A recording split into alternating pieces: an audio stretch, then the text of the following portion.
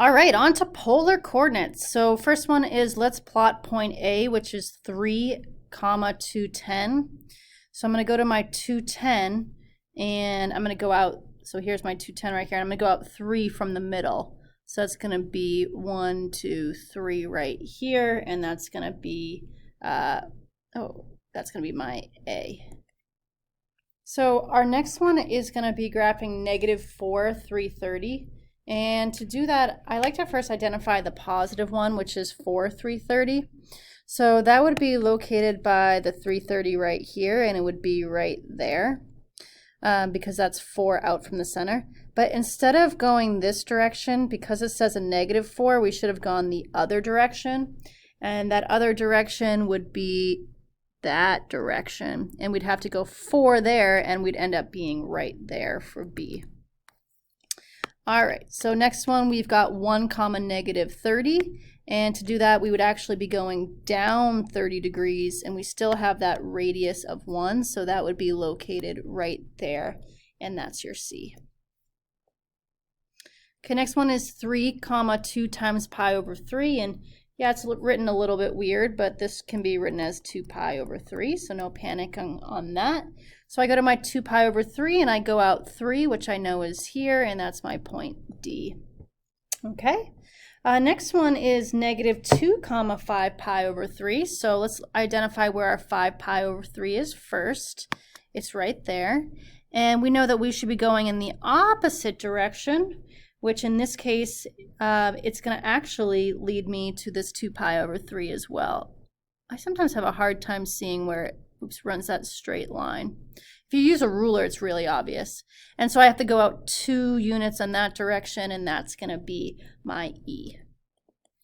All right, and the next one is 1, pi over 2. So that would just be a real simple one. That's just going to be this one right here, just 1 out there, and F. All right. So next thing we're going to do here is we're going to convert from polar coordinates to rectangular coordinates. And so using these 2 formulas above, which you will be given on your test, I'm basically going to do x equals 4 cosine of 5 pi over 3. And I use my coordinate grid above to find that cosine of 5 pi over 3 is 1/2. So if you don't believe me, cosine of 5 pi over 3 is located right here. And then for y, I get 4 sine of 5 pi over 3. And so that gives me 4 times my √3 over 2. Now obviously 4 times 1/2, or half of 4 is 2. Here I'm left with 4 divided by 2, which is a 2, and then I keep my √3. Okay, and I think I forgot my negative right here, didn't I? So I should have a negative, which makes this negative. No big deal.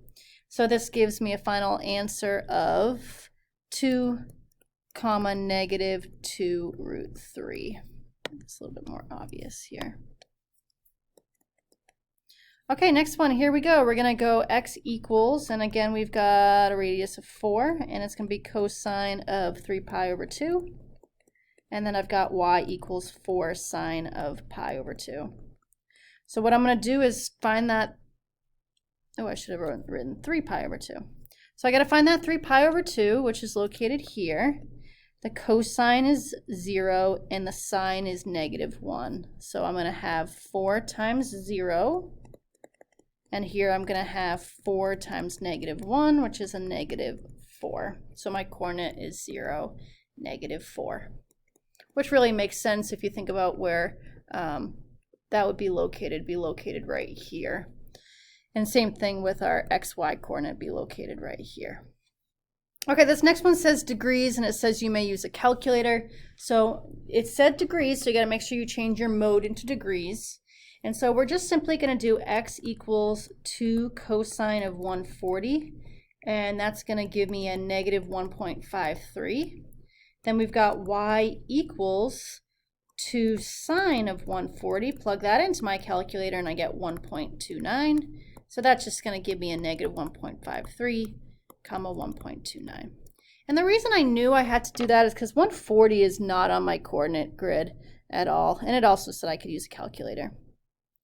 All right, let's go rectangular to polar coordinates. I do think that this one's a little bit more challenging, but if anyone can do it, it's us. All right, I always like to find the radius first, so that's just going to be Pythagorean theorem with -3 squared plus 3 squared, and that's going to give me 9 plus 9 is 18. And I know I can reduce that into square root of 9 times the square root of 2, which is going to give me 3 root 2, because square root of 9 is 3. Okay, so that's going to be my radius. My theta is a little bit more work. It's going to be the tan inverse of y over x, in this case 3 over -3. So that's going to be theta equals tan inverse of -1. Basically, I want to find the angle that when you do tangent of it, you get -1. So in other words, I want to find when sine over cosine is equal to -1. And we can kind of narrow it down because we know -3 is located right here. So I'm really looking in this quadrant, and I know when I divide the same numbers by itself, you get -1. So my answer here is going to be 3 pi over 4. So my theta is going to be equal to 3 pi over 4. And if you don't trust me, you certainly could go and say, is root 2 over 2, which is my sine, that's my sine, divided by my cosine, -root 2 over 2. Is that equal to -1? Yeah, sure it is. All right, so our final answer has to be as r comma theta, so it's going to be 3 root 2 comma 3 pi over 4. Okay, let's try this next one. So here we've got r is equal to, and we're going to square root of 2 squared plus square root of 2 squared, and that gives me, what, 4 plus 4 is 8. Wait, no, that's wrong. Silly me. Square root of 2 squared is just 2, because it undoes it itself, and then I get a 2 here. So that's going to be r equals the square root of 4, which is cool, because we get radius is 2. Sweet. All right, so now we got to find our theta, and we've got theta equals tan inverse of opposite over adjacent, or in this case, y over x. So that's going to be -root 2, and I'm going to go -root 2 over 2, and that's going to give me 1. So I want theta equal to be tan inverse of -1. And I know I've told you not to include the negatives when you're doing inverse trig like this, but that's really in reference to when you're trying to find the reference angle in a triangle on your coordinate grid or on your xy axis. Here, it's much useful to keep the negatives so we know what we're looking for in terms of sine over cosine. So anyway, where is this located? Well, I've got a positive comma negative, so that's going to be positive comma negative. So I know I'm here, so I'm looking for when I would divide two values and get -1. Well, that would be sine over cosine would give me a -1, so my degree is a 7 pi over 4. So theta is going to be equal to 7 pi over 4. So this is going to give us 2 comma 7 pi over 4. All right. Convert the following from a rectangular coordinate to a polar coordinate in degrees. Use your calculator. So this I tend to think is easier just because you don't have to find the radian on the unit circle. Here we're going to have 2 squared plus -4 squared. Well, that's going to give me 4 plus 16 is square root of 20. And I know square root of 20 is also square root of 4 times the square root of 5, which is equal to 2 root 5 for my radius. And certainly you could get a decimal here if you wanted, because I told you could use your calculator, but I'd prefer it in radical form. So now we have to have theta equals tan inverse of -4 over 2. And that gives us a -63.44 degrees. If you wanted to, you could have kept it positive and you could have said tan inverse equals 4 over 2. And you would have gotten 63.44 degrees. And we've done a problem like this before where I said either method works. But really what you have to recognize is the fact that your point is 2, -4. And 2, -4 is down here. So that makes sense why we got a negative 63 degrees. It's telling us that we're going down 63 degrees. So we really have to find this angle. That's why I have to do 360 minus the 63.44 degrees. And that's going to give me 296.56. So we've got our angle and we've got our radius. So I write it as radius first, comma, 296.56 degrees. Okay, let's move on to rectangular equations in our last page. All right. So for this one, I told you the trick was to multiply by r on both sides. So we're going to times this by r and times this by r. So that will give me r squared.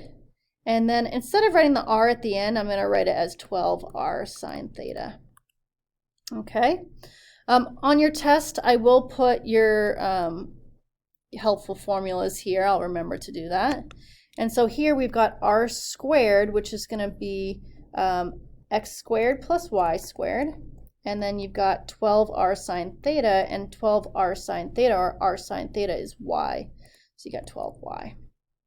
Now I'm going to subtract that 12y. I'm going to get x squared plus y squared minus 12y. I'm going to leave a little space, is equal to 0.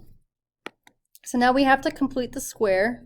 So I do negative 12 divided by 2, and I square that. So that gives me negative 6 squared equals 36. So I add 36 to both sides, and I'm just going to go ahead and change this to a 36. Now I need to factor that. Well, what adds to negative 12 and multiplies to positive 36? Well, that's negative 6 and negative 6. So I can rewrite this as x squared plus, we just said negative 6 times negative 6, so I can write them both like that, equals 36. So that's our answer, and this is a circle with a radius of 0, 6, and the radius is 6. I should have said center, shouldn't I? Center at. So remember, to get to the radius, you square root that. To get your center, you use this idea right here where you take the opposite of this, and this is a 0 because there's nothing there. Like I said, kind of in the instructional videos, you don't have to write that thing, but it's nice to recognize it. Okay, 22. How can we rewrite r? Well, r is actually equal to x squared plus y squared.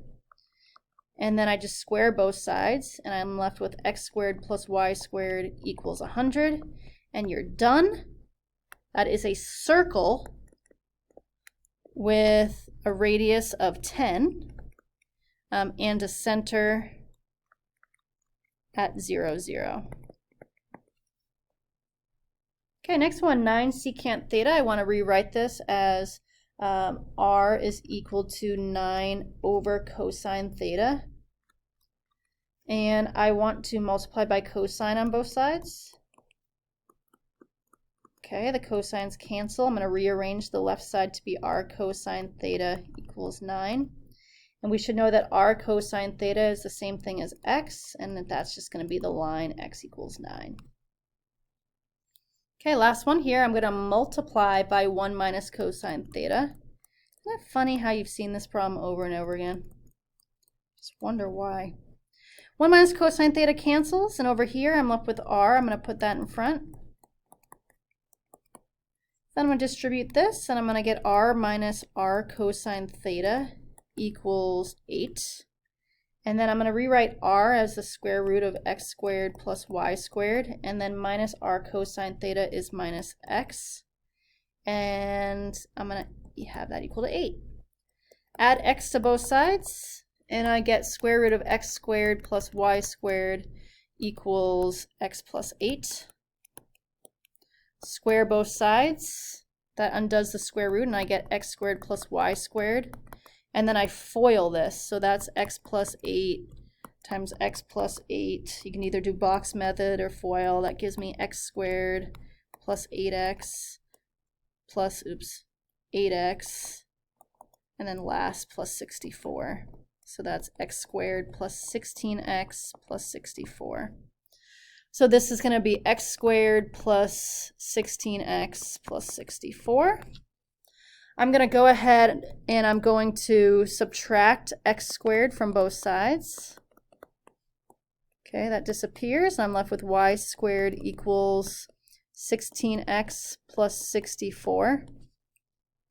Okay, and then I have to square root. And I get y equals plus or minus the square root of 16x plus 64.